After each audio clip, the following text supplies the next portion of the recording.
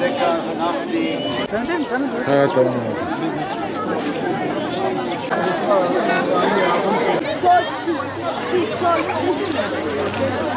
Bismillah, elhamdülillah.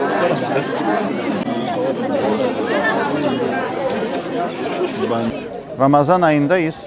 Şu an Ramazan'ın son 10 gününde, Ramazan'ın rahmet ve bereketin bol olduğu Ramazan ayında mazlum ve mağdur olan Afrika'nın en yoksul ülkelerinden olan Burundi'deyiz. Avrupa Yetim Eli mazlumlara uzanan şefkat eli olmaya devam ediyor.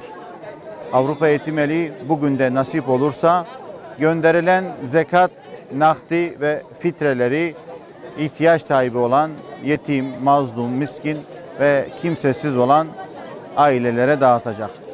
Elhamdülillah, Allah'a sonsuz hamdolsun bizi bu güzel aya eriştirdiği için, bu güzel hayırlara da vesile olduğumuz için bütün hayırseverlerin Rabbim hayırlarını, ecirlerini dünya ahiret saadeti olarak kendilerine nasip etsin.